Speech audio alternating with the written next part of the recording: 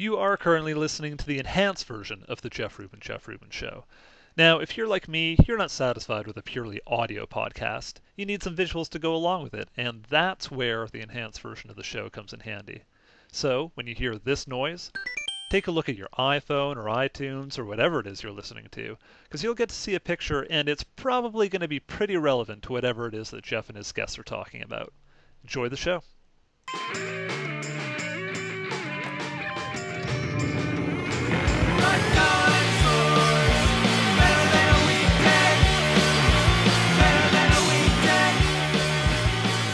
Welcome to the Jeff Rubin Show. Today I am here with Fred Graver. Welcome to the show, Fred. Well, we didn't do the thing about in the Rubin zone. Oh, that was a joke. We're not actually going to say we're in the Rubin zone. Let's do it. Well, Ready? now we said it. We're here in the Rubin zone. Welcome to the Jeff Rubin zone. This is a whole different type of thing going on. Fred, we have a lot to get through today. It's embarrassing. Basically, what happened is I know you because you worked in the College Humor office very briefly. I had a very brief career as the old man down at the end of the hall. But you weren't actually working at College Humor. You were just using a spare office that we had. I was using a spare office, yes. Kind of as a friend thing. So we got to know each other a little bit. And then I was just looking for a Disney Imagineer to have on this show. Because I wanted to talk to a Disney Imagineer. And I tweeted that. And Ricky, my boss / friend, Ricky, emailed me and said, hey, Fred was an Imagineer for 2 years. And then I said, we got to get Fred on the show. Here are... But I should, before we go any further, explain. I was kind of Imagineer adjacent. Okay. So just because, for those people who know anything about the Imagineers or insiders in the Imagineer world are now getting apoplectic. Like, wait a minute. So I worked with the Imagineers for about 2 years in the 90s on a project called Telefusion. I worked very close. I had a badge. I could go into their offices, all that other stuff. I was offered a job at one time, but it would have meant moving to Los Angeles. So just to clear all that up. But there's 2 years. That alone, that could be an episode. That's a Jeff Rubin Show right there. Your career is like 7 episodes of the Jeff Rubin Show. I also want to talk about how you were the co-editor of the National Lampoon. You worked on Cheers. You were a producer on Cheers, is that correct? Yes. You wrote a choose-your-own-adventure book. Yes, many people are wildly amused by this. You worked at VH1. What were you at VH1? I was the head of programming. You were the head of programming at VH1, where you created Best Week Ever. You were the head of programming at Travel Channel. Is that correct? Yes. And you currently work at Twitter. Yes. So we have a lot to talk about. Yeah. Mostly... how did this car wreck happen? Yeah, that's kind of what I want to know. So let's start from the beginning. Like, how did this get started? What was your first job? My first job out of college was as a typist. Where did you go to school? I went to Notre Dame. For what? I was a double major, American Studies and English. I actually had the kind of awesome experience of being put in a program in sophomore year where they waived all my requirements. They said, you don't have to take any courses to get a degree, but this guy over here, Professor Gemelity, is going to have to approve everything that you take. So I go to this guy's office, and I don't know if you know the novelist John Gardner. I don't. I can't read. Great big figure from the 60s and 70s. Long white hair down to his shoulders, smoked a pipe. Professor Gemelity modeled himself on John Gardner. He'd be furious if he heard me say that. He's definitely a listener, so. Oh, yeah. And so he says to me, well, I'm looking at your records here. I'm looking at your essays. You will not be allowed to read anything written after the year 1900. That's when all the good stuff was written. And he goes, everything after the year 1900 was shit, except for Philip Roth. You can read him. So essentially what he said to me was, you will discover all of that modern stuff yourself. You're naturally curious about it, but I'm going to teach you the classics and history and all of this old stuff. Did you enjoy that? It blew my mind. It blew my mind to read like the early satire, read Ovid, read Aristophanes, read it. Yeah, it was great. Read Alexander Pope, Jonathan Swift, all of that. And so I came out of college and thought, I want to be a writer. I want to be a journalist, but I had this comedy problem where I would just kind of add jokes into everything I was writing. And I got to New York. I could type 75 words a minute and got a job in publishing as a temporary typist and just started typing and then got a job at the National Lampoon. How did you get and what year were you involved in the National Lampoon? Where is the National Lampoon, in its history at this point? So Lampoon at this point, Doug Kenny is gone. P.J. O'Rourke is there but has one foot out the door. It is in its dying days. It is so in its dying days that we created a phony editor-in-chief as a figurehead, a guy named, we called him L. Dennis Plunkett. And L. Dennis, in our minds, spoke with a kind of lockjaw and would pontificate about humor and would talk to you about, the great works of humor and how we fit into this, and was basically the nightmare that Doug Kenny would have of like who would finally have taken over the National Lampoon. And I would write letters to people rejecting articles as L. Dennis Plunkett. I had one guy who was really pissed off at the magazine try and help L. Dennis Plunkett fire Fred Graver at one point. That's funny. I wonder if you could help me with this. And so it was O.C. and Stiggs. I don't know if you remember those issues, but it was the dying days. Although I was there, Glenn Eichler, who then created Daria and now writes for the Colbert Report, was there.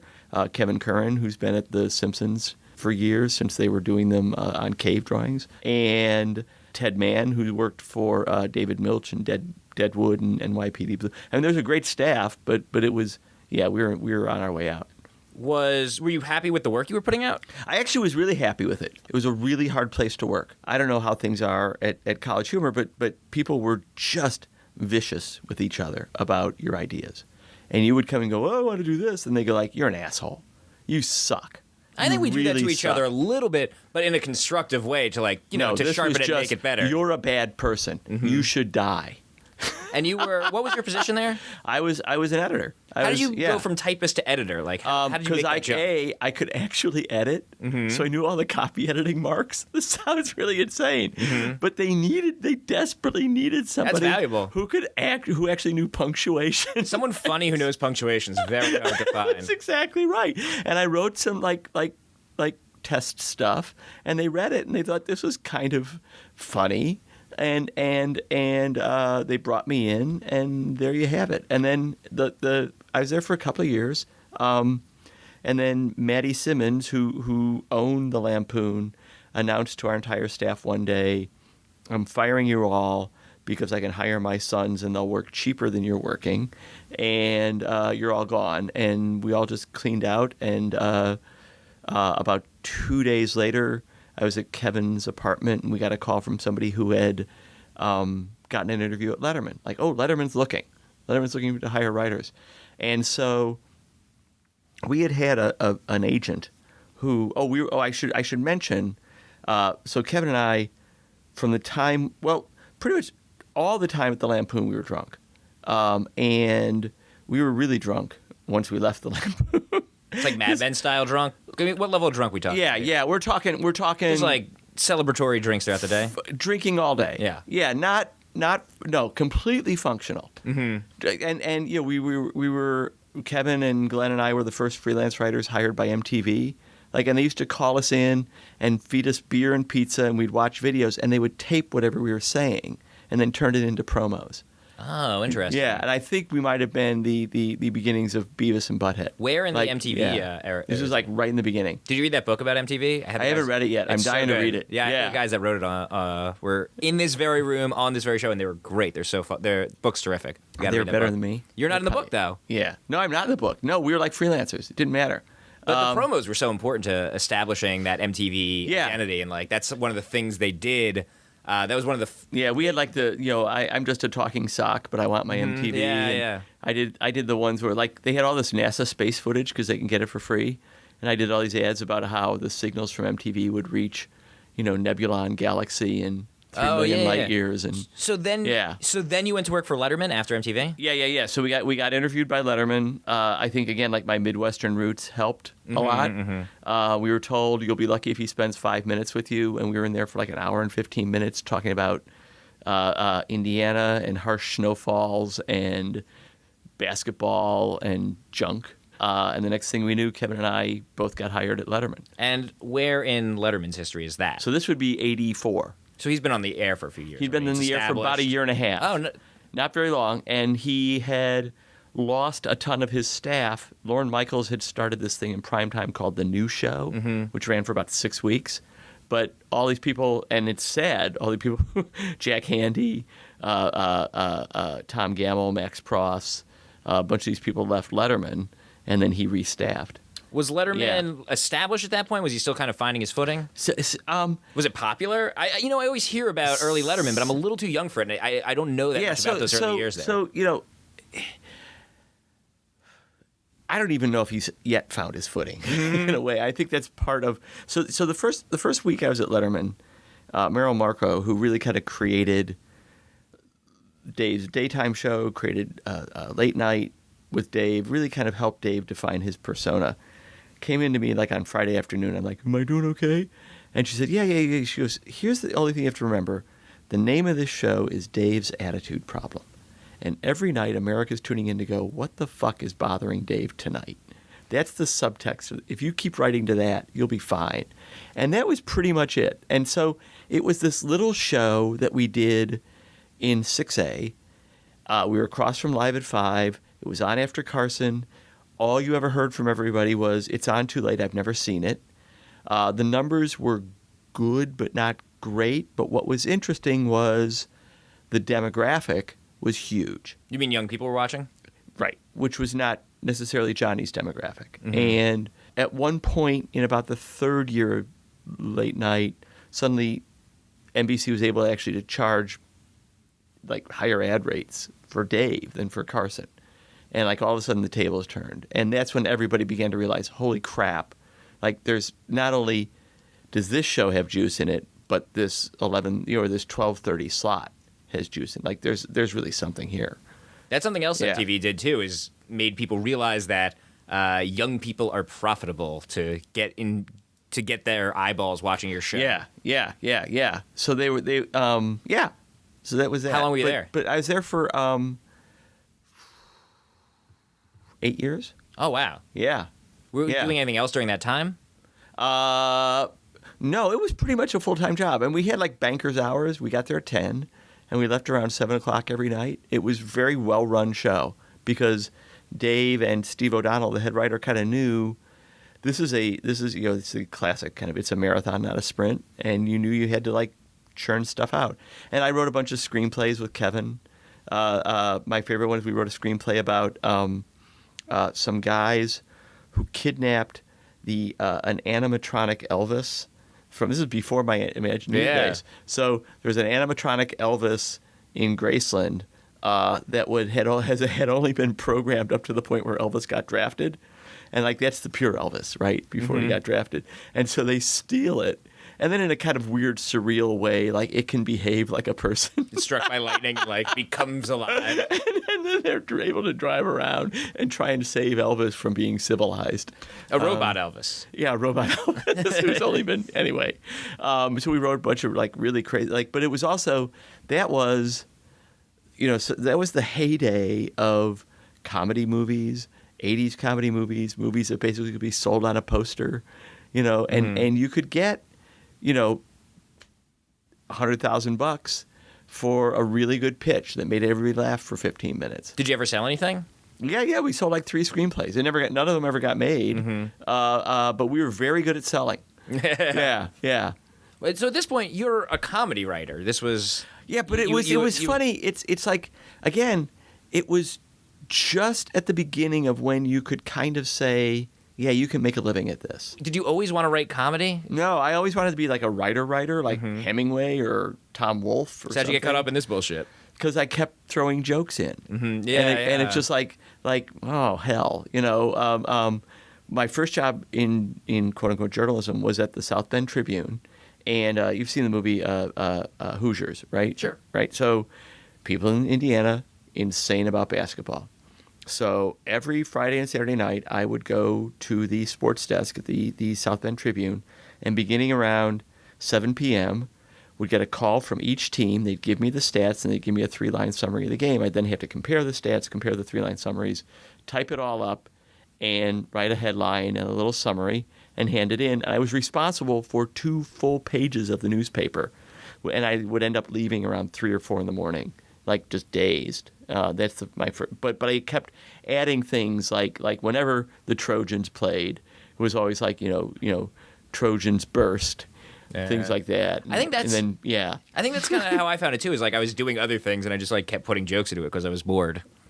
I think boredom is the comedy writer's friend. Yeah, I really do, because like you can be playing around a lot and go like I want to make a joke out of it. I want to make something funny, and I've found that for me, most of the things that I've done that have really worked have come at times in my life when I was just bored shitless. Mm-hmm. So, for example, meeting at VH1, and we're going through what we're going to do. I love the 60s, and I love the 70s, and I love the 90s, and I am bored, and I just say, what we really should do is I love last week. And that's what became. And that became best week ever. Yeah. Yeah. That's interesting. So that's jumping ahead a little bit. Let's get back to Letterman.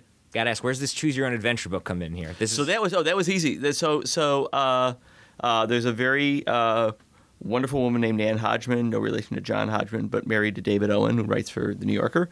She was an editor at Bantam, and they literally could not hire enough writers to keep feeding that series. Oh, that makes a lot of sense. And so it was $2,500, work for hire. Wrote it in a weekend. You wrote it in a weekend? Yeah. I don't know why. I don't know. I'm not sure if that's impressive. I'm impressed, but I'm not sure if that's actually impressive. It's all just index cards and decision trees, right?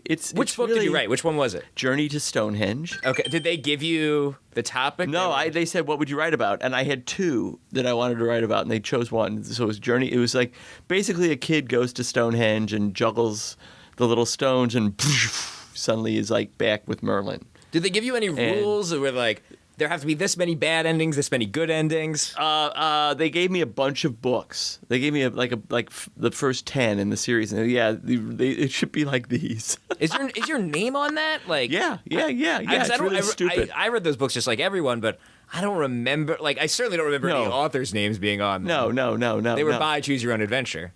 So yeah. And the other one I wanted to do was about being kidnapped by Indians, and which is a great, marvelous genre of literature that flourished in the 19th century in America. It was kind of 50 Shades of Grey for girls living on the edge of the wilderness, because the whole fantasy, I think, of being kidnapped by Indians was kind of vaguely sexual. So that's why they didn't go for Choose Your Own Adventure. I think I really do. I think they read right through it. Oh no, this is not. That's not how you pitch them, is it? Yeah. No. And here's the best part. Yeah.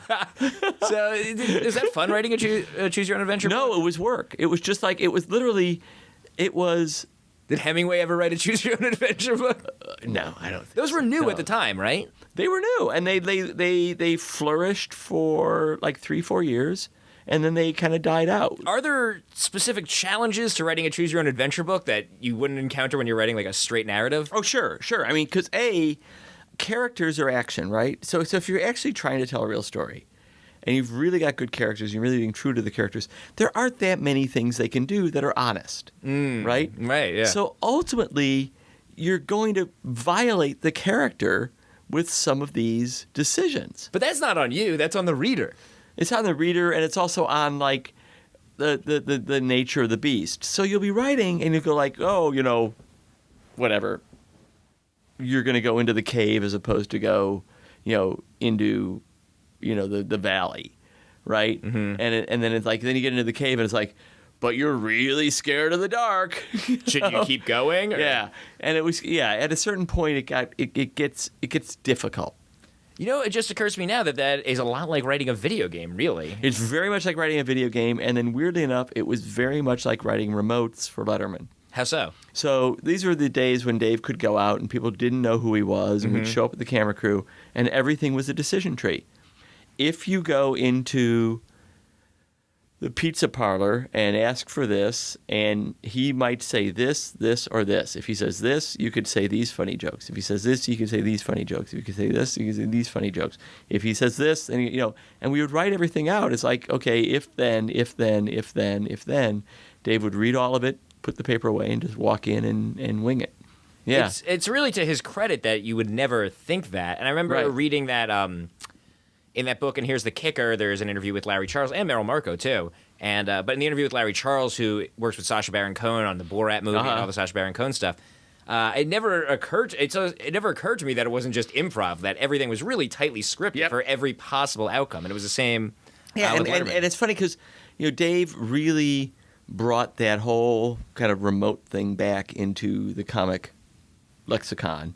Everybody started doing it, but you could sit at home, and I remember the worst instance of it was Eddie Murphy was hosting the MTV Video Music Awards, I think at like Radio City, and he decides to say, well, I really have to go to the bathroom. So he walks all the way back, he walks downstairs and goes into the bathroom. There wasn't one joke written for him the entire way, and it went on for about 2.5 minutes. And it was just death. And I'm sitting there watching going like, oh, somebody just didn't know that you write these. The very basic, basic fact that you have to have for every step of the way, like 3 jokes. Even for someone like Eddie Murphy, who's obviously so funny, especially at that time. Right, because it's just, you're going to make your best jokes right at the beginning. Mm-hmm. Then you still have a long way to... Oh, by the way, somebody really just should have said, this isn't a funny bit.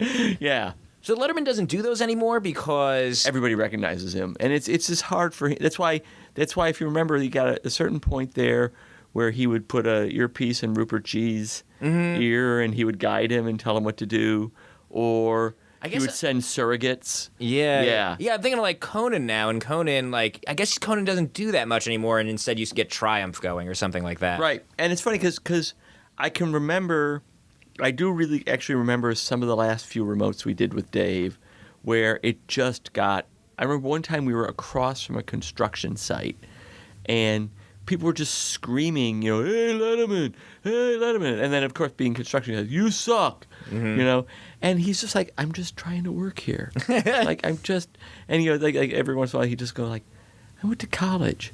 I don't need this. And he'd just get back in the van and like, we're done. That's it. What is it about those early Letterman episodes why is it that people talk about them with such reverence? What was it? That's a really good question. It depends which people you're talking to. Well, I think, for people of my generation, I think, like my peers, I think for a lot of us, The Simpsons is like the blueprint. And everything, I see everything as like with The Simpsons at the top of the tree and everything coming out of that. And I see, obviously comedy existed before The Simpsons. Well, right. When I see something, I see it in terms of like, it's like The Simpsons, but this, plus this, or right. That. You probably do, like if you're going to draw that tree, the roots of that tree are in the Harvard Lampoon. Yeah. And the roots of that Harvard Lampoon thing, if you ever want to go back, there's a book called Board of the Rings, which Doug Kenny and Henry Beard wrote while they were students, and it's a parody of Lord of the Rings trilogy. And it's incredibly smart. It's just brilliant about the whole kind of mythos and Tolkien stuff, and it's full of dick and fart jokes. And that kind of blend of high and low that then became the National Lampoon, that blend of high and low that even that then some of those writers got hired for Letterman. A lot of them got hired for Saturday Night Live. The era right before Letterman, the kind of National Lampoon, hard-hitting, satirical Saturday Night Live, post-Nixon, kind of post, Carter thing. All of a sudden, we entered this weird period where I think people woke up to the fact that we hadn't changed the world, right? And that satire wasn't going to like overthrow the government. And all of a sudden there was this guy who just said, and yet we own the medium. And isn't this goofy? Isn't this crazy that like we can just go on TV and just make this thing, happen the way we want it to happen? And that kind of, and it was the rise of irony. Yeah. That the whole culture was just funny. Like, all right, we didn't take it over.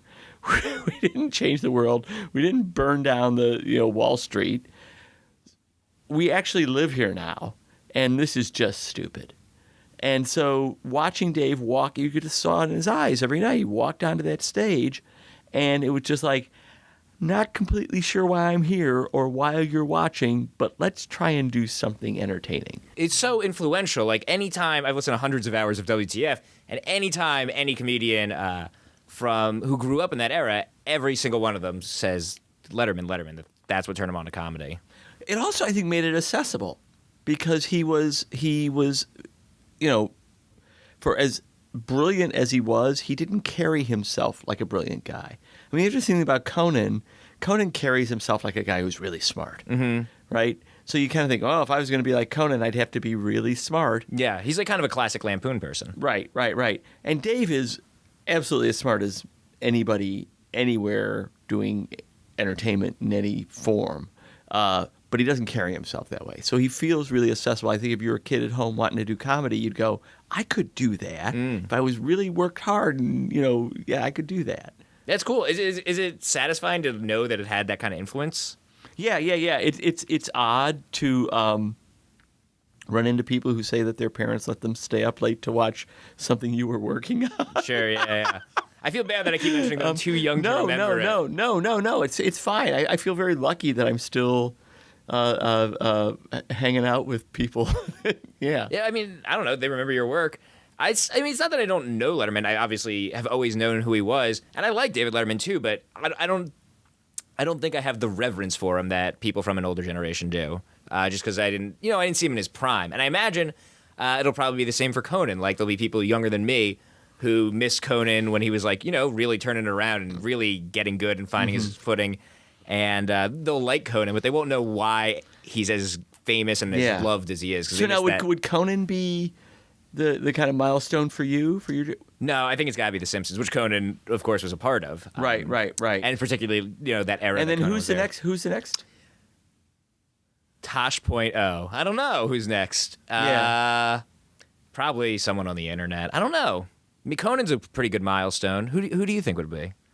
I have no idea. I actually think on some level, and this is going to sound like I'm flattering you, but on some level, I think the College Humor guys. Oh. No, seriously, no. Because you do really, really, really great work in a variety, and you're not like anybody else. So I would say the next milestone, it is somebody on the web, and it isn't anybody doing late night. I don't know if it's people who are 17 or 18 now are going to give that as their answer, but certainly sometime very soon, people that are 17 or 18, when asked how they got into comedy, their answer is going to be something. The only other person I would say would possibly be somebody like Sacha Baron Cohen. Yeah, but even he's obviously amazing. Also how are you going to imitate that? Yeah, and he burned very hot, very fast. I think generally, he had. There's not that much Sacha Baron Cohen when you get right down to it. And what's there is unbelievable, and he's incredible, and his show is so good, but there's just not that much of it, whereas Letterman was on every night for... and it's still on. So let's get back to this timeline here. Where was Choose Your Own Adventure in that? So I was in the early days of Letterman. I did it on a weekend. I want to note, by the way, the first line on your Wikipedia page is... I did not write this, by the way. This was the Wikipedia page. It's hilarious. It was the best week ever. People were wildly amused by how old I am, and decided to put this up as if I was some kind of monument. The first line on your Wikipedia page is, Fred Graver is an American writer. Okay, so far so good. He wrote a Choose Your Own Adventure book, number 35, Journey to Stonehenge. How do you feel that is the first line on your page? That's that. All this other work, which we haven't even talked about yet, Cheers, Letterman, VH1. But even Fred Graver's a writer. He wrote a Choose Your Own Adventure book. Even when I had that little office down the hall at College Humor, right? And I was there. This was about 5 years ago, 6 years ago. I'm down the hall, blah, blah, blah. I've done all this stuff, everything. Literally, I think the first time somebody came down the hall to talk to me was about Choose Your Own Adventure. That's possible. I think that's just a touchstone for a certain generation. I guess you all you kids, you all like got them in the library, or you got them at the bookstore. Yeah. Your parents bought them for you for birthdays. I don't know. You're all in bed reading them. It's fun because it's like a game, but it's also a book, so you can get it for free. Your parents, at the library, your parents will get it for you because it's disguised as learning. Yeah, they're also easy to read, right? I mean, they're all very easy to read. Sure, because you don't have to read the whole book. You only got to read through one path or flip through it. Does it bother you that people probably flipped through and like found the good ending? Nothing that happened to those books would ever bother me. There's nothing. Okay. Yeah. So you left Letterman. You've got to choose your own adventure book, some screenplays under your belt. Then what happened? So, and I think this happens to. So there's a whole bunch of us who were at Letterman for 6 or 8 years. Why did you leave? So, this happened to a whole bunch of us. I think a day comes when you drop the bucket into the well and you just hear clunk, and you're just like, I've been because at late night, if you had one idea out of 10 get accepted, you had a stellar ratio. So you're in there every day, and it's 40 weeks a year, and it's whatever, it's 10 ideas, 50, thousands of ideas, and you go for 8 years, and you go like, I've had 16,000 ideas for the show. And by the way, Dave has this kind of insanely great memory, and you'll pitch him something that you pitched him 2 years ago, and he'll just say, all right, I think I heard that already, didn't you? You already said. I should know that before. Like, oh, okay, yeah, you did 2 years ago.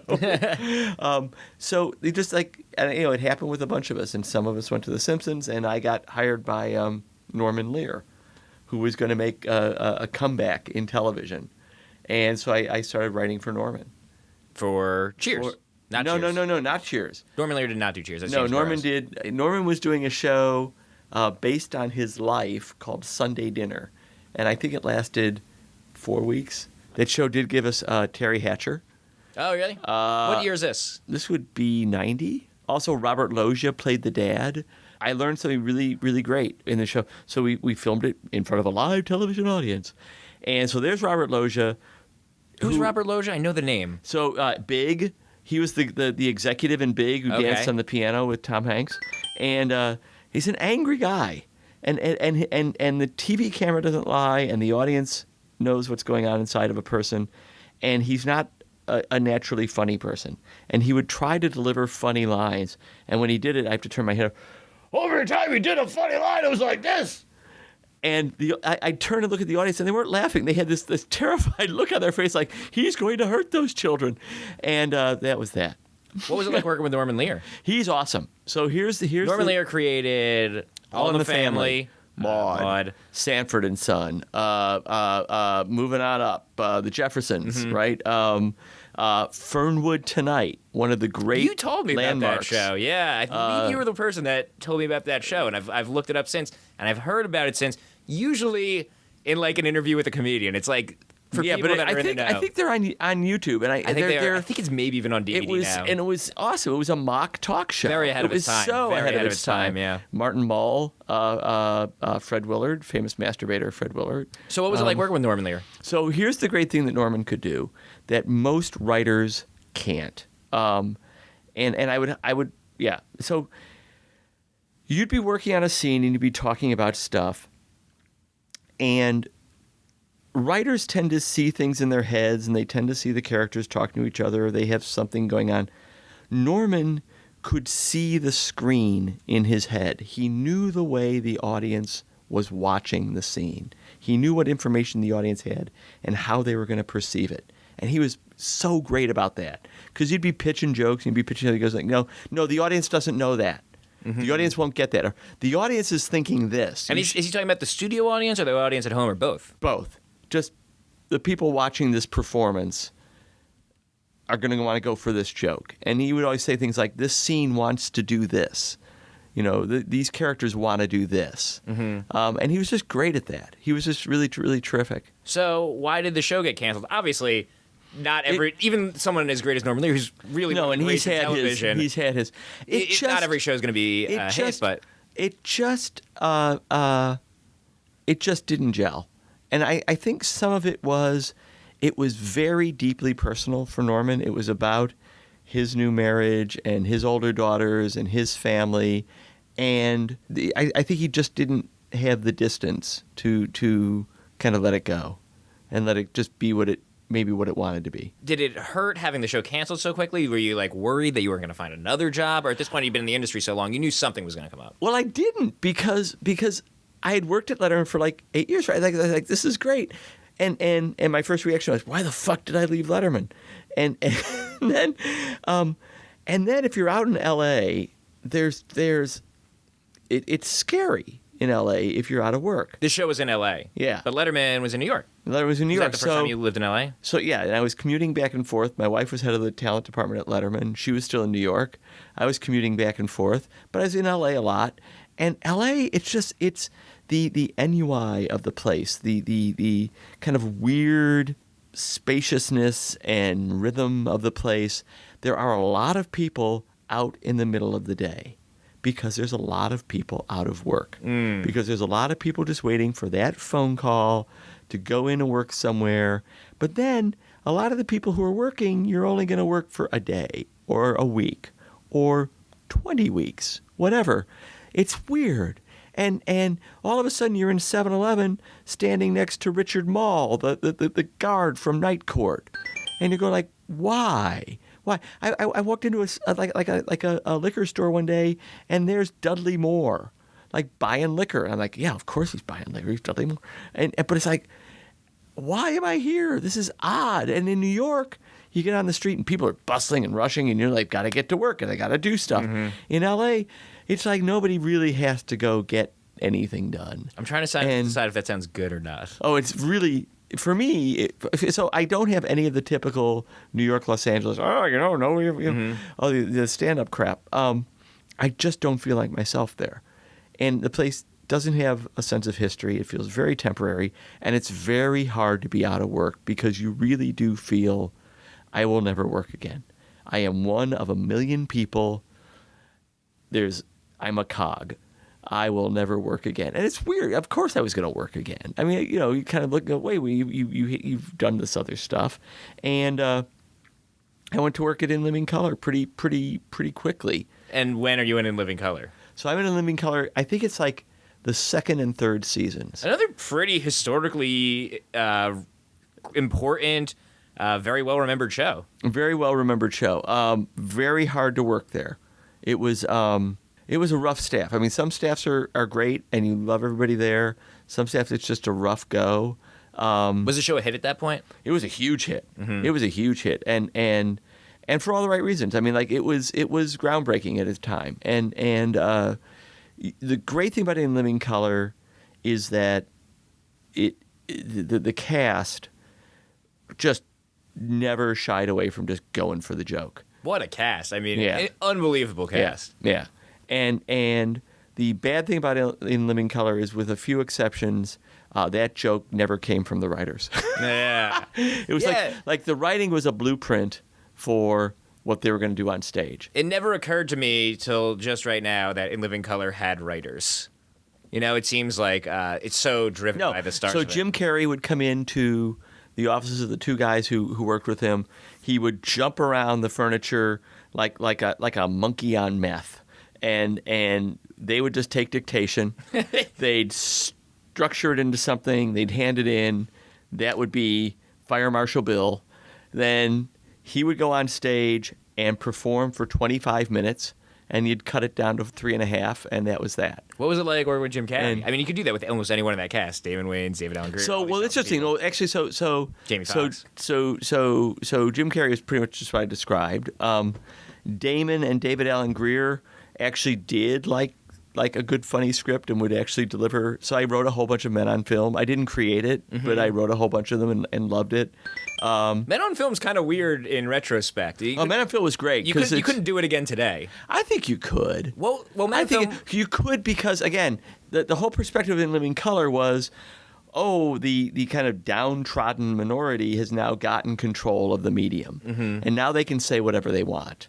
And Men on Film, in its own way, was actually very embracing of homosexuality. This was the sketch where Damon Wayans and David Allen Greer were two incredibly gay, ludicrously and it was based on a show that was on public access in New York that was called Men on Film, and it was two leather-clad gay men who would review gay porn.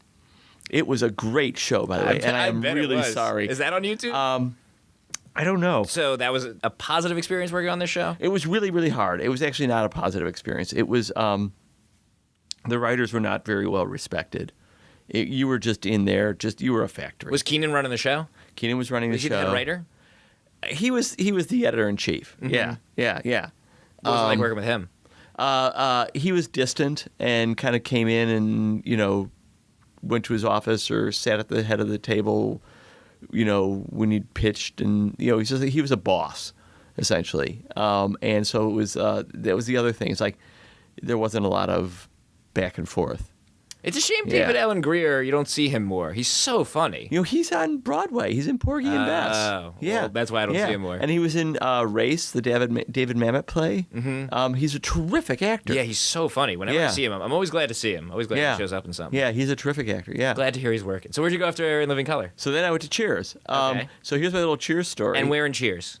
It's the last 2 seasons. Okay. Yeah. So then you go to the biggest show of all time, maybe? Biggest show of all time. One of them, anyway. One of them. Yeah, they're generational landmarks. Right? There's Cheers.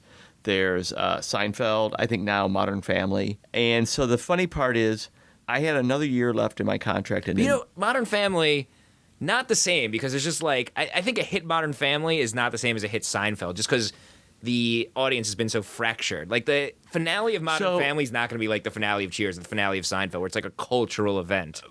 No, but here's what I would say. I think so the way I'm thinking about it is kind of best of breed network television comedy. Yeah, I'd agree with that. I'm not. Yeah. What I'm saying is not Modern Family's fault. No, it's not their fault. So the world it's a different world. Yeah. We don't have four networks. I'm sorry, I cut off your story. No. So anyway, so I had like a year left in my contract in Living Color, and I desperately wanted to leave because I was just unhappy. It was just a hard place to work. We worked till 2 a.m, and then you have to be back in at 10, and you're in a windowless office, and it was just soul ending. I had a very hard time there. And I wrote a spec script. So everybody kind of knows, if you want to get on a sitcom, you write an episode or a couple of episodes of shows that exist now just to show, hey, if you gave me direction, if you put me on your show, I could write this form. And I didn't want to write the same shows everybody else was writing. So there was an old show called The Dick Van Dyke Show. Dick Van Dyke, Mary Tyler Moore, blah, blah, blah. I think went people off know the air. The Dick Van Dyke Show. I don't think you have to prep. Okay, I didn't know. There's a show called The Dick Van Dyke Show. So I wrote an episode of the Dick Van in 1992, 3. I wrote an episode of the Dick Van Dyke Show as if it had never gone off the air. That's fun. And so they're all in New York. They're all bitter because everybody else has gone to L.A. Mary Tyler Moore clearly left for the family for a while and lived in Minneapolis. So you wrote it not just an episode of the Dick Van Dyke Show. You wrote an episode, that's so funny. As if it had been on the air for 20 years. Even if that's not funny, even if the script itself isn't funny, the idea for that is so funny that I'm sure that. Well, actually, at one point I went in and pitched it. At one point I went in and pitched it to CBS. Mm-hmm. And they were like thinking about actually making. They actually came back because this was when I was working for Norman. I said, I got this idea where like we'd go and get all of our old shows and the whole idea was that you do like a wheel on like a Sunday night. We'd bring back old shows and write them as if. Anyway, so I wrote this one episode. Somebody, a guy named Rob Long on the staff of Cheers, read it and said, well, we would like to hire you. So there's a lot of backstage finagling going on because I had this contract with In Living Color, and despite the fact that I was unhappy, I kept getting stuff on the air. And they finally get Keenan on the phone, and they go, he really wants to leave, and, what do you think? And Keenan suddenly goes, no way, man, hangs up the phone. What is he saying no way to? The Rodney King verdict. I now have to wait out 4 days of the L.A. riots to find out if I can leave. And I just keep thinking, yeah, I'm the white guy who wants to leave In Living Color to go to the whitest show in America. Cheers. How many white writers were on the staff of it? It was mostly white. Mm-hmm. Yeah. How many black writers were on the staff I think there Cheers? was it was mostly black. Weirdly enough. I don't think there were any. Not that I remember. I barely think there were people with black hair. No. But there was I think there's 15 writers on In Living Color, 15 or 16. We actually Larry Wilmore was one of the writers who's brilliant, who's just great. I know the name. What has he done? So he's the official black correspondent on The Daily Show. Right. Yeah, and he created the Bernie Mac show with Bernie Mac. So you were on Cheers for the last 2 years of Cheers? Yeah. What was it like as the show was coming to a close, that finale? So... Because that finale, that we're starting to enter the age of Jeff being conscious of what's going on in the world. And I've watched a lot of Cheers since. I was aware enough to know that the finale of Cheers, I watched it even though it was because it was a cultural event. It was a huge, huge thing. Yeah. What was that like? It was kind of a lot of pressure. I mean, a lot of pressure. Well, so here's the good news. So somewhere in that last season, Ted Danson just lost the will to keep doing the show. And in hindsight, I think he was right. The shows were really good. The scripts were really good. It was like we just couldn't, it was fun to come in and write because they treated you like a playwright. It was like, if they changed a line, they talked to you about changing a line. If they're going to fix a joke, they talked to you. Like, you're kidding me. This is great, particularly after In Living Color. And that show's like a play. It's all one set. Well, in fact, at one point, I don't know if there's a famous double episode they did where Woody gets married. Mm-hmm, yeah. Right? And it's a big kind of closed door, kind of Michael Frayn kind of farce. Mm-hmm. And at one point, they were actually thinking of doing it on the West End, like expanding it into a play and doing it in London. Oh, that'd be so cool. You could do that with Cheers with very minimal effort. Exactly. Yeah. Exactly. So the great thing about the end was so they knew they were going to get to the end. They knew they were getting to the last 6 or 8 episodes. All of the people who created the show, the Charles brothers, David Lloyd, Levine and Isaacs, those are all the writers I can think of right now. James Burrows? James Burrows was back. They all came back. And basically, the current writing staff just sat on the back bench and just watched. And it was so much fun. And they'd say oh, you want to, they'd give you notes for a scene. You want to go do that scene? We just beat it out. And you look at your notes, they'd given you the whole scene. Mm-hmm. I'm back to being a typist again. This is delightful. That was just great. It was just great. I would say the only bad thing about the end of Cheers, I think the last episode was a 90-minute episode, right? Probably. And it was a good 30 minutes too long. That's possible. There's a lot of philosophizing at the end about what people and what people mean to you, and I think they had earned the right to do that. But I think in the final thing, you could make an argument that no, go out with a half-hour episode. That's who you are. That's what you do. It's really hard to stick a series finale. Very few of them are universally loved. I'm thinking of Seinfeld right off the bat. Yeah. It's hard. Yeah. It's hard because ultimately the tension of a sitcom is to take the characters to the point where you can't possibly believe they could reset and go back to the beginning, and then they do. That was the first sitcom you had written for. Yeah. So was that a hard adjustment? Oh no! I wrote for the Norman Lear one. Oh right, of course. Yeah. Well, so you know what you had written the screenplays, I guess. Too. Yeah. No, I love the sitcom, the kind of standard sitcom form, which really doesn't exist anymore unless you watch CBS. Is great. It's been refined over 40 years of writing. Yeah, that's a good point. Well, I'd say, it's evolved into the kind of things we see now. It's not like we just threw everything we learned out in the garbage. I think it's just evolved into something else.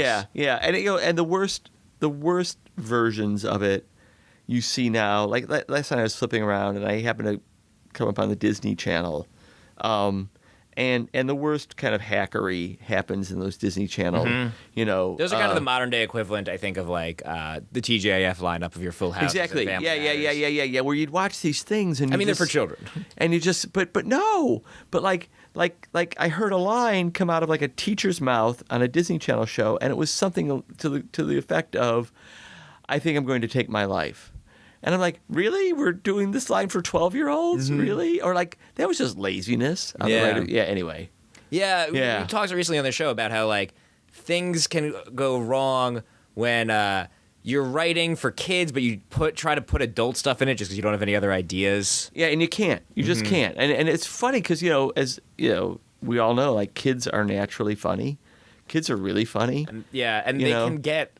You don't have to talk down to them. Yeah, I mean, to come back to your point, they get The Simpsons. Yeah. Right? They don't get all the references. They don't necessarily know why Stephen Hawking is so funny. Right. But, I mean... Yeah. Yeah. But they figure out a way to make him funny. I loved In Living Color when I was a kid. I'm sure I didn't understand any of the jokes. Yeah. Like, Men in Film must have gone completely over my head, but I remember arguing with my parents to let me watch it. Mm-hmm. So, Cheers ends. Then what? So I came back here. I worked with Jon Stewart for a little bit. He had this talk show. The MTV one? The MTV one. And then in a weird series of events, so all during this time, I had been from like 1985. I have an email address that goes back to 1985. That's on the Wikipedia page too. And I was in love with the internet. I was in love with computers. I can't really write code, but I kind of know what's going on. I'm in a similar boat. Like, I'm not a programmer, but I know the vocabulary. I can read it, but I can't speak it. Somebody says to me, "Oh, you know, there's a stack here that we, you know." Anyway, and so I get this phone call, or no. So we're having dinner at somebody's house, and my wife is helping with the dishes. And somebody says to her, "What's Fred up to?" And, he just finished with Jon Stewart. He's doing some other stuff. And she said, he's really into computers, isn't he? And she said, yeah, I have this friend at Disney who's putting this group together. They're trying to figure out what's going to happen when the internet and media collide. All right, here we go. And so we get a phone number, we get an email address. I send an email, I make a phone call. About a week later, I'm the woman named Jerry Laybourne, who founded Nickelodeon, who's now working at Disney. We sit down, we start talking, and hit it off immediately. And she's like, "Okay, here's what we're doing." And she said at the time, she goes, "It's like a 3-month project. And we're just going to do a presentation for the Disney board." Just an exploratory thing? It's just an exploratory thing. There's no, like, final thing you're going to release at the end of this? No, all we're going to release at the end is essentially... What did I do here? I've made a horrible mess. There you go. All we're going to release at the end is some kind of report to the Disney board that here's how the internet is going to affect your business. Mm-hmm. Right? And so we're like, okay. The deeper we got into it, the more ideas came up, the more we were like suddenly creating business plans for new units of Disney, the more we were like just exploding with stuff. Because so you had Alan Kay, who had created the Macintosh interface. You had Marvin Minsky, the father of artificial intelligence at the MIT Media Lab. Danny Hillis, who among many things, pioneered massive parallel processing, which allows computers to break up complex problems, solve them, different parts of them, and put them back together again. It's why you can make an airline reservation via computer. Guys who like, Vince Cerf, who like one of the fathers of the internet. Tim Berners-Lee is going to stop by, right? It was like insane. And the author of Journey to Stonehenge. So I'm there. I'm Joke Boy, right? Were there any other comedy writers? There were no. I was the only writer there, and it was basically, would you sit here and listen to these guys talk about packet switching, and try and explain it to the staff of ESPN? Oh, that's a fun job. That sounds fun. So it was great. It was terrific. It was like What year is this? So this would be 96. So the web exists. The web exists. Netscape exists. Google's just starting. ESPN has ESPN.go.com, right? Starwave exists. Like there's stuff. I remember Starwave. That's starting. It's the first. AOL exists. It's right? an ISP. Starwave. No, Starwave was like an initial. They had like the first kind of pop culture website. Okay. All of this stuff is just beginning, but it was like. It was, how they always say about real estate, God ain't making any more of it. The thing about the internet is suddenly God was making more real estate. Oh, that's such a good way of putting it. So what did you guys discover, and was it right? So we were so right about so many things. They were right about, essentially they predicted the iPhone. Like you would have a device in your hand, a smartphone though, but you have a device in your hand. You could walk into any other big flat screen device. It would say, "Hi Jeff, here's the shows that you most like. They're all downloaded. They're in the cloud. Here's what your friends are watching. Here's your email. Here's all of this. Here's your travel itinerary. Blah blah blah. Here's all your information. What do you want to do? 9:00 tonight, Lost gets released. Do you want to be watching that? Do you want to have a chat with your friends on your second screen while you're looking at that's a all big this stuff? The second screen. Man, I still can't believe we invented iPhones. I can't believe these people predicted it in 1996. Yeah, no. And the second screen was the big, like, interestingly enough, and it's why I'm happy to be at Twitter. But the second screen was the big insight. So we did all these big focus groups, and when we would put stuff on the screen, people didn't like it. Mm-hmm. When you gave them some kind of other screen to watch, like we'd have a little TV in front of them or a computer monitor or whatever, they were fine with that. Oh, I get it. There's some information. I can watch the other screen up there. And we were like, that's what you're going to have to have. You're going to have a second screen. People, I'm starting to see that now. HBO is a thing where you can, obviously people are, screwing around on their phone while they watch TV, but you can see the network starting to take advantage of it. HBO is a thing. For Game of Thrones, an iPad app. I think if you have HBO Go, where it's kind of like annotations to the show. Breaking Bad. And Breaking Bad, I just saw is doing it now too. Yeah. Game of Thrones, if any show needs annotations while you're watching it, it's that one. It's really the perfect application. So we did all of this stuff. I created this thing for the Disney Channel, called Zoog Disney, which is basically a cheesy way of getting kids to watch reruns. But so here's it. So we had this thing. The lineup would premiere on Sunday afternoons between 5 and 7, and it was 4 shows. So the trick was the same lineup repeated on Saturdays and got no rating. So they said, well, could you create something online that would get kids to watch the show on Saturday? So we did this whole thing where kids could go online. There was forums, there was message boards, there was little games, all this other stuff.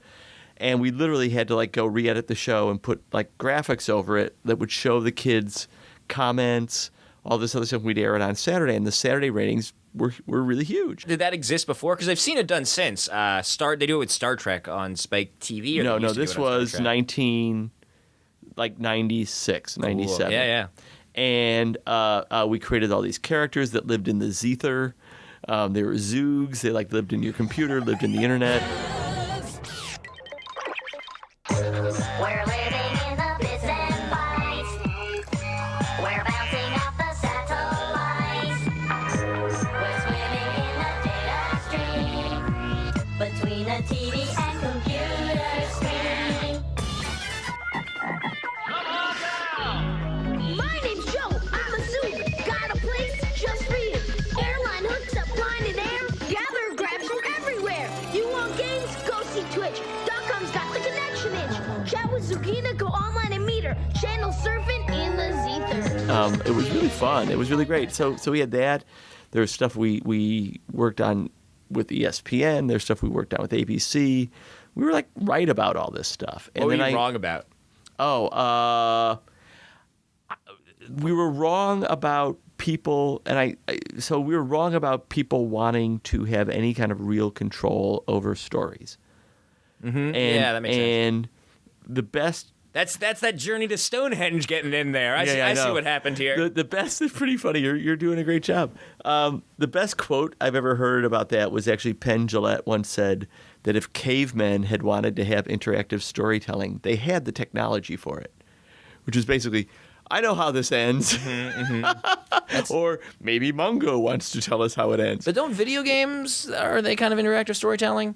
They are. Only a few, mostly role-playing games, I don't know how much you know about video games, do that. Mass Effect jumps to mind. Very few are like really interactive storytelling, I think, and like letting you play a meaningful role in the story. Yeah. So I don't think people, particularly in broad general entertainment, really want that. They want a really, really good story. I'd agree with that, yeah. Every like 10 years, I feel like there's something in movie, like someone releases a gimmicky movie where you can choose your. Someone tries again every 10 years. But it just violates the whole contract with the audience. Mm-hmm. The contract with the audience is sit still for 2 hours and I will move you emotionally. Done. Not sit still for 2 hours, and when we get to an hour and a half, we'll all decide how we feel about this. Yeah. You tell me what the good ending is. Yeah. No, that's wrong. Mm-hmm. So this is part of the Imagineering department, which is so what is an Imagineer? So I the thought they were Imagineers, specifically theme park people. So again, like we really could spend it. So Walt Disney, the whole. I don't know how much you know about the whole Disney myth or. I mean, I know story. a lot, but like you could, there's Disney and the Beatles. You could pretty much read about forever, you know. Right. So Disney, at some point Disney's got Disneyland. He's got the rides, but he realizes I really just need a group of people who are just going to think amazing thoughts about what this place should be, and he began hiring these engineers. Who would imagine, hence Imagineers, and began saying, well, how would you create something around, Snow White, around Mr. Toad, around Mr. Lincoln, whatever, and gave them all this space in Burbank or in Glendale, whatever. They're in Glendale now, and basically said, think big thoughts. Just you go right ahead. And the heyday of the Imagineers was when Walt goes, okay, I'm going to do Disney World. And at the time, every 4 or 6 years in the world, you would have a World's Fair. Some country would host, every nation in the world would come and have these pavilions and display the best and the brightest of whatever they had. And Walt just said, screw it. That's what Disney World is going to be. That's what Epcot is, right? Mm-hmm. So he had the Imagineers. These guys come in. They have skills like you wouldn't believe. Everything from illustrators to sculptors to painters to actors to writers to technologists to machinists. And he just lets them go. And sometimes there's specific tasks. Sometimes it's just, what do you want to do? We're going to build Carland in Disney World. I mean, so I'll tell you one story where I actually was somewhere. So they would do these kind of 1-2 day offsites when they really, really needed to jam on something. And they had in Disney World Typhoon Lagoon, their big water park, and it was packed. And it's really hot down there, and everybody would go to the water park, and it was packed to capacity, and they had to turn people away, and people were unhappy. So they had to build a new water park.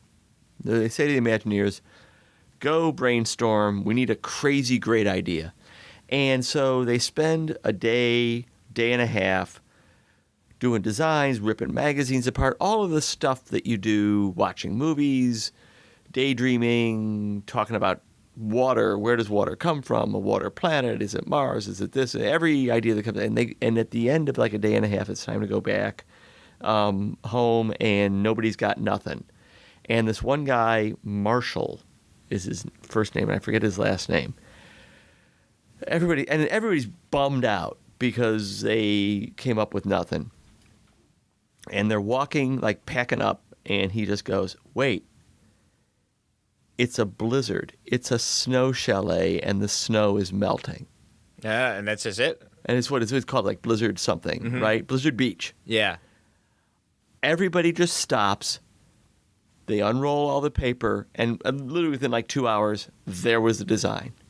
That's cool. And it was awesome. That's fun. Yeah, and like, the minute they got there, I get it. Like all the snow's melting. Got it. That's how that's the in the essence of how they work. This sounds like the most incredible job. Why did you leave? Because they wanted me to move to California. Mm-hmm. And where were you doing it out of? I was traveling all over the place. Mm-hmm. So again, I came to New York in the late 70s because I believe that that's where grown-ups live. and it has not disappointed me. Yeah. I love living in New York. I just love being here, and I don't feel like myself in Los Angeles. My wife also has no sense of direction. She needs a grid. She needs to live on a grid. And so, So at times in my career, I've gone, I'm not going to go work there because I would have to move to California. So where did you go from Disney? So from Disney, I went to MTV Networks, which was really great. And so I took all this know-how from Disney, worked on a ton of different things at Disney, at MTV Networks that were just interactive. Can you go back and forth between the web and television? I did the My VH1 Awards with the first internet voting award show. I did Best Week Ever. Got to know many of the people that you guys work with at College Humor. Best Week Ever had the comedians that were on that show, the commentators. What were they? What did you call them? I don't know. The Commentators, yeah. whatever, yeah. What an incredible lineup. You just had like this current generation of comedians. It's really popping now.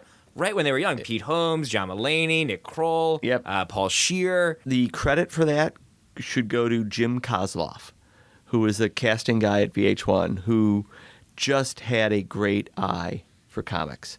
He would bring in all these people and they would audition, but his hit ratio was really high. Yeah, if you look back at the people on that show, Doug Benson, Jesse Klein was on there, wasn't she? Jesse Klein was on there. Patton was on there for a little while until one day. It's like one of my favorite. And he does a whole routine about quitting Best Week Ever. Yes. But he really did. He called me and he just said, I cannot put Lindsay Lohan in my head again. I refuse to spend any more time thinking about her. And they're bringing... they're bringing it back. They're bringing it back. Yeah. Do you have any input into that? No. They're probably going to bring it back forever. Like, this is not... If it goes away again, this is probably not the last time they'll try to bring it back. Don't you think? I have no idea. I wish them the best. You've created a monster. I know how, unfortunately, the Paul Tompkins version didn't quite work through nobody's fault. Mm-hmm. The interesting thing about Paul is, he worked really well when we had a big group cast because he was the one presence. So the great thing about the idea was if you didn't like what somebody was saying, there's going to be somebody else in 3 seconds. Mm-hmm. If you have one host, you better like the host. And the problem with Paul is the look in his eyes said, why are you watching this show? Yeah. Which was great when there's 15 people in the cast, but it's just him. That's not what you want, though. Right. Yeah. But they'll be fine. They'll do a great job. Yeah. Paul is so funny. His podcast is so great, Paul. His podcast is terrific. Yeah. People should be listening to that instead of this. I don't know what they're doing listening to this. I have no idea.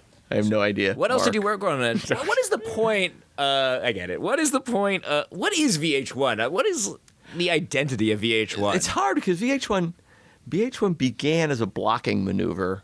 It was to prevent them. This was in the MTV book too. Like, wasn't it just? It was to prevent Ted Turner from starting a competitive music network. Right. So they started MTV Network started their own competitor just to prevent someone else from doing it. Essentially. Right. Video Hits 1. So how do you run that? What is your goal for that network? It's really, really, really hard. It's hard. What was your title again? Director of programming? Yeah. What is the director of? You're essentially in charge of what's getting made. You're in charge of what's getting made.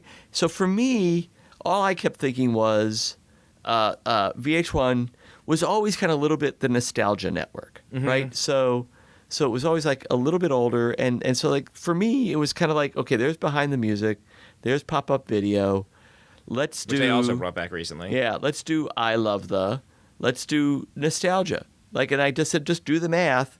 This current generation is going to be really nostalgic for like mid 80s, early 90s, right? And then just keep sizing it up. Have they done I Love the 2000s yet? Yeah, they have. Yeah, I love the aughts. I think they called Right. it. Phew. I was worried. we missed that one. Yeah. And so the hard part was that then they did the Surreal Life, and that's when that particular vein kind of took over, because you had the Surreal Life. Flava Flav and Brigitte Nielsen were in that house. Mm-hmm. Then they fell in love, quote unquote. Then remember there was Brigitte and Flav. Then there was Flavor of Love. I wish I could forget. I wish I could forget. Now the world falls apart. Now it is the decline and fall of the Roman Empire. Like, and that's when I stopped watching. It was just like, you've got to be kidding me. Mm-hmm. Yeah. It was just, that's what they do. That's what they do. They got Big Ange, and I don't even know what that one is. They have the basketball wives, the football wives, baseball wives, golf wives. Is it fun running a network? That seems just like Disney. That seems like the most. No, fun it's job. really it is really hard. What's so hard about it? For me, it was really hard because I didn't get to make anything, and I had to be in a lot of meetings with people who were making stuff, and I'd be like, "Let me go help," right? But I couldn't. Like, I just like, okay, you go make that, and you have no control over what's going to come back. So you miss like the actual getting your hands dirty. Right, yeah. But isn't it satisfying to enable other people? It's so hard to make a TV show, much less to make a good one. Isn't it satisfying to enable a writer, someone who was very once satisfying. That said, then you do like I did, and you give Zach Galifianakis a talk show. Oh, so you did that? Yes. And that's pretty much how I lost my job. But also, I mean, also very forward thinking though. He's like, if Zach Galifianakis had a TV show now, he's much more popular. But recognizing that his talent at that time is certainly something. No, even then, people saw it. They're just like, this guy's completely. And again, like I was like, I think the VH1 audience will love this. I made any number of mistakes. It was a little too expensive to make. It was on every night. It was kind of like, it was a rough game to play. Zach hated it. Yeah, and he has admitted as much, and said. And the problem is, I read that stuff, and I haven't talked to Zach in 5 years, but I read that stuff, and I kind of go, what has he been up to for the past 5 years? God, what has his career done? I think he was in one of those Disney Channel sitcoms. Yeah. I kind of want to say to him, everything you're describing is what everybody who has a television show goes through. And by the way, I did not give him any of the notes he keeps saying the network gave him. Somebody else at the network was calling, because I would say I don't want to give him those notes. I would just go, I'm not going to call him. Like, we're going to end up canceling him anyway. Just let him do the show he wants to do. Yeah, he had good musical guests. I remember watching the Eels on that show. He had great musical guests. His last episode, if you watch it on YouTube, he sings Telephone Line, does that thing where he rips the words off. Telephone Line by ELO? Yep. I love that song. And behind him is dancing a young Kevin Federline. Oh, interesting. So once again, recognizing talent in its infancy. Yeah.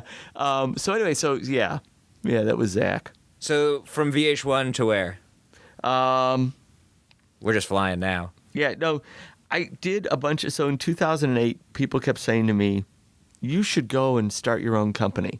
And I think this is where we met. Yeah. So I'm in a little room in the College Humor offices, and I tried to start. I wanted to start a company that made apps that were humorous. So I had a company called Hilarious. Mm-hmm. Here was my insight after first it was 2008 because the economy was tanking. It was horrible.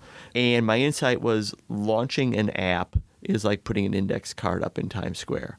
Yeah. Like, it's just insane. Mm-hmm. What was I thinking?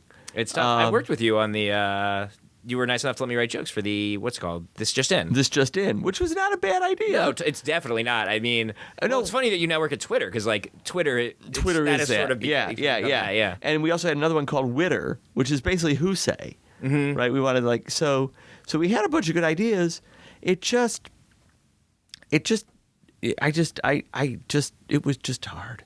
Yeah, it's hard to. And is that the first time you started a business in this whole career? It was the first time I'd started the business, and I think I just learned that it's just too hard. It's just I like working with a lot of other people. I like working in companies. I like having a writer's room. I like having like an office to come to. I like I guess that's why you came to our office. I loved coming to your office. It was fun. That was a fun yeah. office. Then I did like the Travel Channel for a little bit, but that was not a good marriage. And by the way, kids, if you're listening at home, if you have a reputation for turning places upside down and starting completely new stuff, and somebody says to you, we want to turn the place upside down, really make sure they want to turn the place upside down. Because there will come a time about 6 months in when they go, why is everything upside down? And then you should start packing. They like it in theory. They like it in theory, right. yeah. But they treated me very nicely. I left there. The Twitter thing comes out of, like, weirdly enough, this is so weird because in the telling of this, you go, well, of course he's there. Like, it's a second screen thing. I now work with tons of the people that I used to work with at all these different networks. I'm talking to these writers at Modern Family who used to be at Cheers. I'm meeting with people I've met with for years. I actually don't know what you do at Twitter. What are you doing at Twitter? So like, why do they need writers? Why are you meeting with writers? Because, so 80% of the audience watching television has some device in their hands. That's just a fact. That's a Nielsen rating data fact. About 60% of them, so that would be what? 60% of 80% is... Oh, boy, I don't know. 48%, whatever. So the audience is looking for something about the show. They very often are on Twitter. And people love to talk about shows on Twitter. Shows love to talk to their audience on Twitter. The talent loves to talk to them. Networks love to talk to them. It is this great way to take a message and basically go from one person hearing it to a million people hearing it in a matter of minutes. And television networks are beginning to realize, oh my God, this is a great way to tell our audience what's on the air, to engage them in new kind of levels of storytelling, and to keep them loyal to the show so they'll watch next week. And you see, virtually every show now has in the corner hashtag the name of the show. Like, I just watched Breaking Bad last night, and it's like in the corner hashtag Breaking Bad. I'm like, I know how to do this. Right, and you go to Twitter and you hit hashtag Breaking Bad, and there's all these people talking about it. Yeah, including the writers and the producers. So that's why I'm talking to the writers, is because it's like, okay, let's guide the conversation. Let's play with the audience. So you are Twitter's liaison to Hollywood. Exactly, to television. Yeah. To kind of tell them how to use it, it sounds like? There's things that we know work really well. Mm-hmm. Like what works well? Behind the scenes photos. Mm-hmm. Sneak previews. Little tidbits of information like, oh, here was the inspiration for this story. Or just replying to people, wow, we didn't think you'd get that. Thanks these three people for pointing that out. Oh yeah. That's big. Just talking to people back and forth works. An at reply is huge. Retweeting is huge. Favoriting is huge, especially if Vince Gilligan is favoriting a tweet that you did. You're like, oh my God, I'm in. Mm-hmm. And so what you see now is kind of Twitter version 1.0, and I think we'll very quickly begin to evolve something where you're seeing the sentiment of the audience. You'll be seeing a lot more voting and polling. You'll be seeing people engaging the audience during the commercial time, stuff like that. Yeah. I remember the first time I really remember searching Twitter was when we very briefly at College Humor had an MTV show, and after the show aired, like looking to see what people had thought of it. And I think that was the first, and that was 2008 maybe, 2009? Yeah, that's about right, yeah. No, it was 2008. And it was the first time I had just thought to, I just never cared about real-time reactions to something before, I guess. And I've been doing it all the time ever since, I think, Yeah. Amir's really good, Amir. Yeah. With, he, coming up with little phrases to search for people, like the day Twilight comes out, searching for, seen it 3 times and, finding people that, are, little phrases. That's really good. Yeah, little phrases. Oh, that's and, really finding fun. people who are doing one specific thing. Yeah. Oh, that's really funny. So Twitter is interested in just becoming the place where this conversation is happening place, and they have hired you to help Hollywood get on there and figure out how to use it properly. Yeah. So who have you worked with on that? So I've only been there 7 weeks. Really? So, yeah. I thought you've been there a while already. No, 7 weeks. But no, we're meeting with all the basic networks. Is this a new effort for them? Are you like the start of this department, or was it? Or you're just No, joining so it there's a terrific woman named Chloe Sladden, who I work for, who 3 years ago spotted this. Like, this is going to happen. And began rolling this very large rock up a very large hill. And all of those hashtags that you see now, those are all her response. Like, that's because she's been beating on people's doors. I'm in the lucky position right now of kind of, the rock's pretty far up the hill, and people are coming down the hill and grabbing it and going, we want this. So now I just want to make sure that nobody gets hurt. It feels like Hollywood, they should be paying you for these lessons. Like, you are, it's so I guess it's mutually beneficial. It's completely mutually beneficial. And at some point, so our goal is when you sit down to watch TV, whichever kind of device you're using, you're like, I wonder what, I'm going to open up Twitter while I'm watching this. And that, whether that's a kind of curated experience like we had with the Olympics, where we had an events page and you were watching the athletes tweeting and you're watching celebrities tweeting to the athletes, and we kind of like filtered it and curated it. And it was kind of amazing to follow. This Olympics that just happened is going to be looked back on as a milestone, I think, for Twitter usage, because Twitter existed at the last Olympics, but I don't think on in a very small now. I think you expect the athletes to be on Twitter. I'd be surprised if for the one. I'm surprised when I see someone that isn't on Twitter. Yeah. So it's funny. I think. So we learned it an awful lot, right? So I think, and it's going to have a huge effect on media in general, including like East Coast, West Coast, right? So, I mean, you could see that in this Olympics too, right? You see that in this Olympics, but so like now, I could go to the producers of some show and they go, "Well, I don't want to tweet too much during the East Coast airing because the West Coast people would be spoilers," and we've got like data both from the Olympics and from things like Mad Men that go, "No, actually." The fans read the spoilers and go, I've got to watch Mad Men tonight. Oh, that's interesting. Yeah. I try to, if I haven't seen Breaking Bad yet, I will just not go on Twitter because I do. Did you watch it last night? I did watch it last night.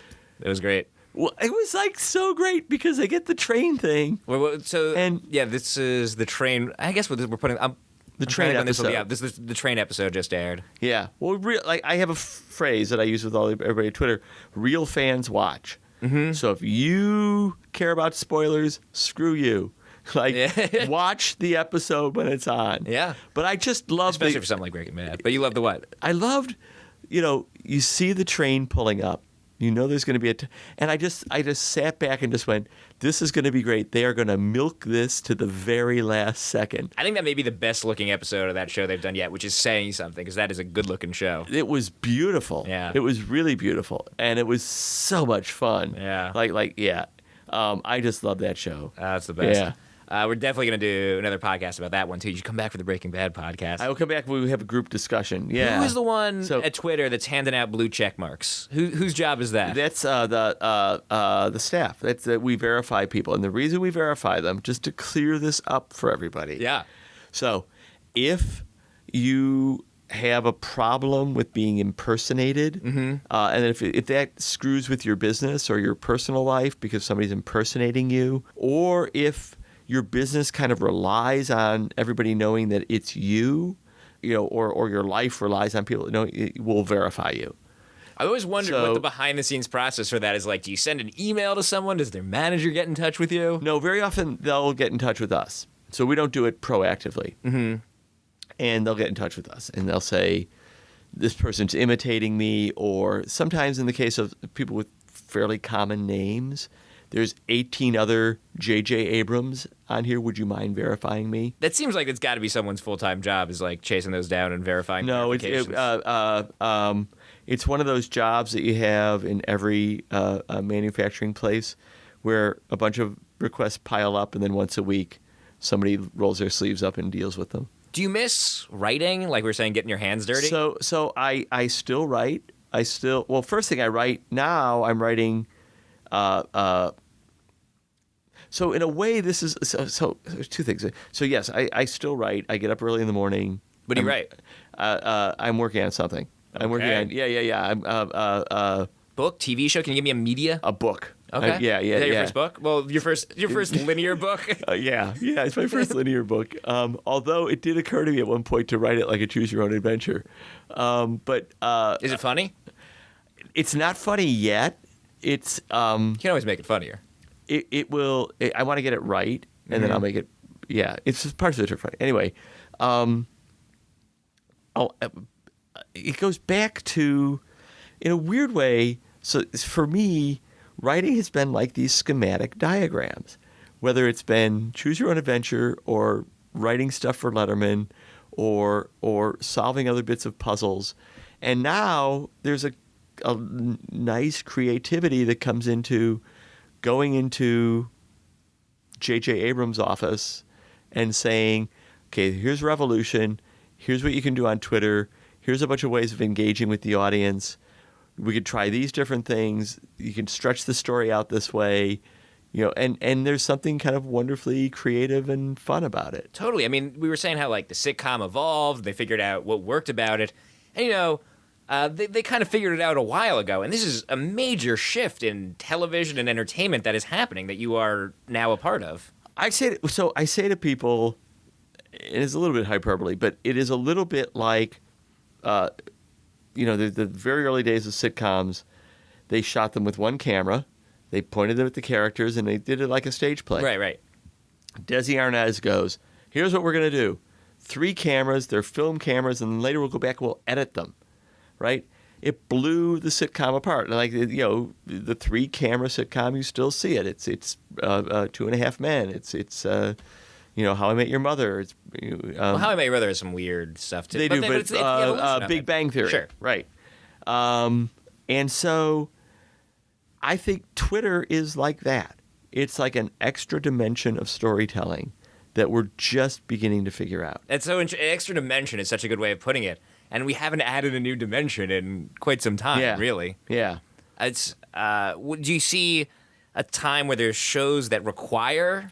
Where you're gonna need? So it's funny. I was talking to somebody. Do you watch Breaking? I'm gonna. Okay, you answer the first question. I have another question though. Oh, I'm so the worst interviewer. So no. So I was talking to a guy today who runs a New York Television and Video Festival, right? And they've got 300 producers who go and do this thing in October, and we're maybe possibly gonna try a thing where I'll write a creative brief and we'll go to these producers and we'll say, I need a show that inherently has Twitter at the heart of it, and just see what happens. Yeah, I bet you get something interesting. Do you use those apps like that Breaking Bad app? Yeah, I use them all. Yeah. Did you watch Breaking Bad last night with it? No. Because when I watch Breaking Bad, and I'm as guilty, I say guilty because I think it's almost a bad thing because I'm dividing my attention. When I watch most TV, I'll have my phone in my hand sometimes. But Breaking Bad, that's a show that requires my full attention. So you didn't use the app? No, I never have. I would. It intrigues me. It's like I'm about as likely to do that as I'm going to watch the director's commentary or something. Yeah. And I just haven't had like the time to like sit down. I did it with Homeland. Oh, Homeland. Showtime did it, and they had kind of like a little voting thing, like what do you think is going to happen next, which is kind of interesting. But that's the first idea you'd have, and it's like that's stage one. It's all stage one, right? It's like again, I'm trying to figure out like one of the questions I had, like I feel is closer to kind of like what we're trying to figure out is that it's the commercial break, right? So you're watching Breaking Bad, and this awesome stuff has just happened in front of you. And then it's the commercial break. So you don't want people to change the channel. You want them to stay, is the thing you want to see is something from Vince Gilligan or from somebody that says, oh, by the way, here's a little bit of the background of Los Hermanos, chicken. Like, here's an ad that we never used. Or, did you notice this? Actually, here's how it's going to pay off next act. Like, let me tell you something that nobody else is going to know, right? Mm-hmm. Or here's something, just talk to the audience, play with them, say, you're on the inside. Let me goof around with you here. Does it bother you as someone that created so much television that people are watching it with their attention divided? Not much you can do about it, but as a writer, it's what they do. Mm-hmm. We've always known this. I've always thought, to me, I always imagine, it goes back to like Norman, Norman Lear was like, imagine how the audience is seeing it. I always imagine the audience is waiting in the emergency room in the lobby for a doctor to show up. Yeah. That's about how much attention span you've got from them. I mean, maybe for something like a talk show like Letterman, even a good talk show like Letterman, but Cheers or something. I imagine people sat down and watched. But Yeah, I guess you do the crossword puzzle even before iPhones or whatever. You do the crossword puzzle, you fold logs, or your mind wanders or whatever. It's but I do You think think people don't pay attention while they're watching TV shows? Imagine, how you listen to podcasts. You're at the gym. You're going somewhere. Podcasts. I would imagine there's certain shows, The Sopranos, Mad Men, Breaking Bad. I don't even know what the list is, but I'm putting Breaking Bad on. Right. iCarly. No. Just they just demand that attention, and everybody knows it. And it's the shh. I gotta pause it and go back. Like I missed a line. I gotta pause it and go back. It's a shame this stuff didn't exist. Lost would have been the perfect show for this, because Lost was a show that. Well, that's why. Yeah. So we've been talking with them about Revolution. That's which you mentioned J.J. Abrams. That's the show with Gus Fring is on that from Breaking Bad is on that show too. Yeah. That looks good. Have you seen the pilot? I have seen the pilot. Is it good? It's really good. It looks cool. It's really good, and it's got a little bit of future stuff. A little bit of Hunger Games in it, in a kind of like weird way. Like a dystopian. Well, very dystopian. Yeah. The world is falling apart. The power went out like tomorrow, and it's 13 years from now. It's a good premise. It's a great premise, and it's got Gus Fring. That my interest is raised. And then So yeah, but it's true. It's like this would have been perfect for Lost or for anything like that. Yeah.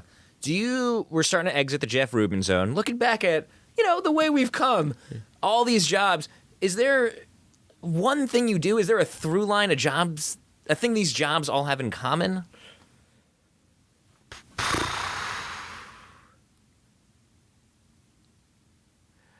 I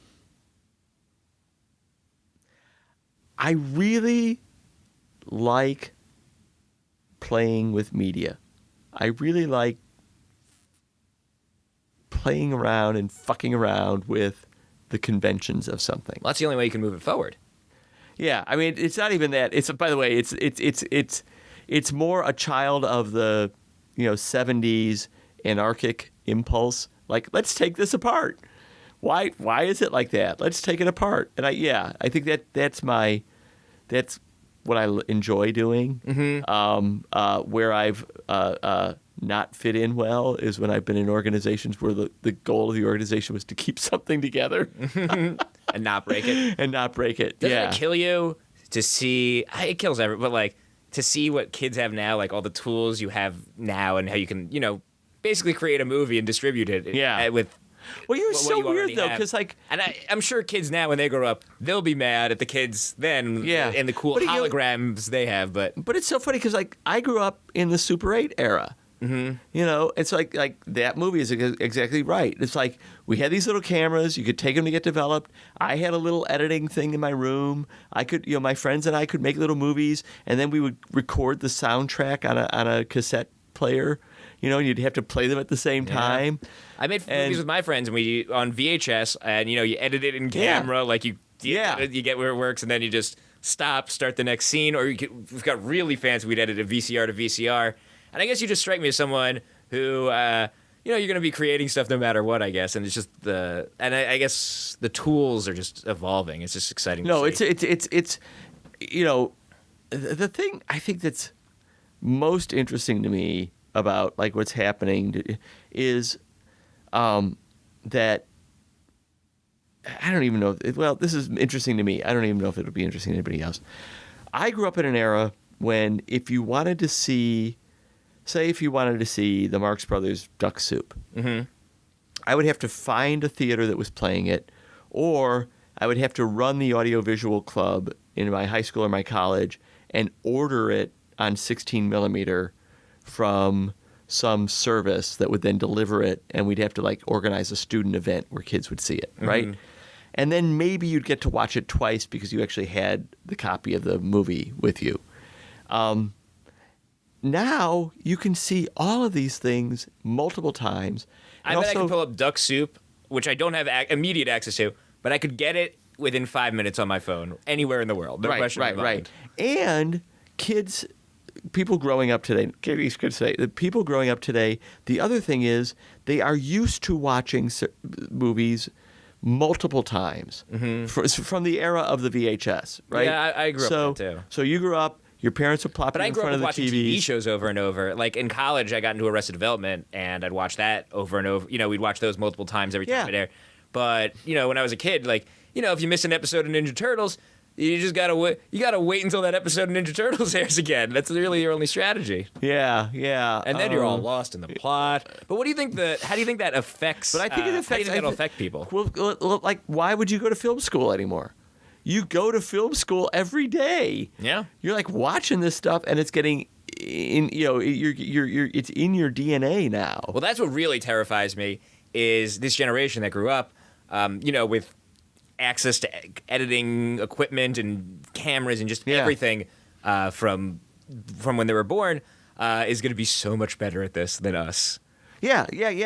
I think they will, and I think their whole mode of storytelling is going to be different, right? And yeah, I was joking with Sam Wright about this right before we came in, and we were talking about he uses Twitter in Very Mary Kate, and I said, well, yeah, like it's kind of like, if you had been writing in the 19th century, you would have written, epistolary novels made of, letters. Now you're just using Twitter, right? It's like, but I think that storytelling is going to get completely different. I'm waiting for somebody, like, something comes out and it'll look like it's edited on an iPhone with Twitter, with Facebook, with videos, or I'm waiting for like a book, like an iBook to come out now that's like full of videos, full of photos, full of music clips, full of all this stuff. When I read that MTV book, and I said this to the authors too, I wanted so badly to every time a music video came up, I'd have to go to the computer and pull it up. Like I wanted so badly to be able to, when I read someone's name, pull up their Wikipedia page. When I hear about a music video or a song, play that video. And what do they say? With that book in particular, there's a lot of rights issues. I mean, But they could have linked to the YouTube videos. Yeah. They could have linked to Vivo. I think it's just a little too early, but soon. Yeah. Like if that book is written in 10 years, if that book was written or they in 10 could years, republish it. Yeah. But, I guess you could embed YouTube clips and then you're just embedding them. You don't really have to, I don't think you have to own them to sell it, but then you don't really have control over that book. And you want that book to like work forever. True. Yeah. Interesting. It's really interesting stuff. It's really cool. It's fun to see that that is a good thread, and it's cool that you're moving this other medium that you worked your whole life on, and you're moving it forward using this other medium, and you're trying to I don't know, really push it into this new direction. It's cool. That's fun. It is really fun. Well, thanks for coming by and talking about it. In the Jeff Rubin zone. Yeah, we got to rename the show. Man. That's like 7. Each one of your jobs could have been an episode of their show. It's such a fascinating career. Yeah, just so many great jobs. And the one thing I have to add. You're the coolest, Fred. The one thing I have to add is my wife is a saint. Because none of these things. Just imagine living through the gap between these different jobs and going like, what the hell are you going to do next? Yeah. It's like, who would have known I'd end up at Twitter? But before Twitter, like between Hilarious and Twitter, were you at all worried, or at this point have you just weathered so many storms, been through so many jobs, I felt that way, but I can understand because we got a kid in college, and I also understood that, like, oh man, I got to figure this out. But I don't know. I just I've been very fortunate. Yeah. Well, you're good. You're very good. Thank you. You got some smart ideas in there. Thank you so much for being on the show. Jeff. This was so fun.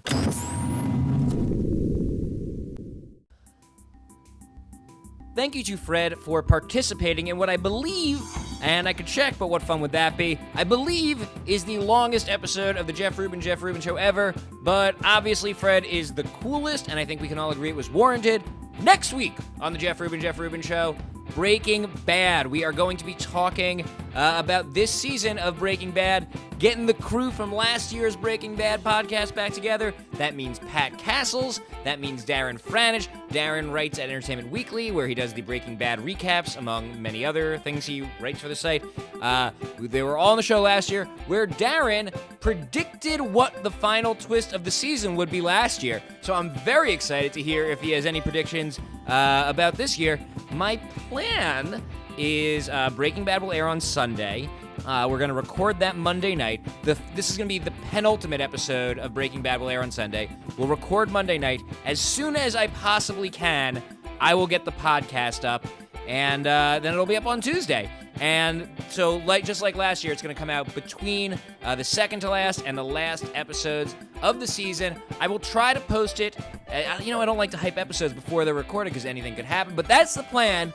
And I will post it Monday night, and I'll let you know the minute it's ready if you follow me on Facebook.